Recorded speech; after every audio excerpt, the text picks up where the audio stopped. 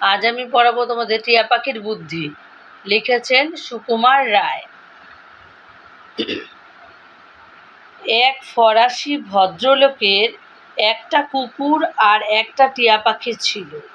কুকুরটাকে তিনি নানা রকম খেলা আর কাজ শিখিয়েছিলেন। বাইরে যাও, দোকানে যাও, খাবার আনো বলে তিনি যখন যেমন হুকুম করতেন, কুকুরটা ঠিক মতন তার হুকুম তামিল করত। টিয়া কিন্তু কাজ করতে শেখেনি, সে কেবল সবসময় বকর বকর করে কথা বলতো আর কুকুরটার উপর সর্দারি করত। কুকুর বেচারা হয়তো ঘরের মধ্যে শুয়ে আছে, হঠাৎ টিয়া পাখিটা চোখ পাকিয়ে ধমক দিয়ে বলল, এই বাইরে যাও। কুকুরেরও হুকুম শুনে অভ্যাস, সে ভয়ে ভয়ে লেজ গুটিয়ে দরজার দিকে রওনা। টিয়া পাখিটা ঠিক তার মনিবের মতো শীষ দিয়ে তাকে ডেকে আনত। সেই ভদ্রলোকটি কুকুরটাকে প্রায়ই রুটিওয়ালার দোকানে কেক আনবার জন্য পাঠাতেন। কুকুরটাকে সকলেই খুবই চিনত। সুতরাং সে টুকরি মুখে নিয়ে দোকানে আসলেই রুটিওয়ালা টুকরির মধ্যে কেক পুরে দিত আর তার মনিবের নামে হিসাব লিখে রাখত। একদিন ভদ্রলোকটি হিসেব করতে গিয়ে দেখেন যে তার হিসেবের সঙ্গে দোকানের হিসাব মিলছে না।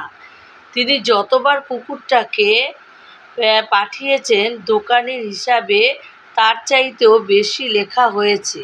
কয়েকদিন পর্যন্ত এর কারণ কিছু বোঝা গেল না। তারপর তিনি একদিন দেখেন কি কুকুরটা শুয়ে আছে। এমন সময় টিয়া পাখিটা হঠাৎ বলে উঠল, টুকরি আনো।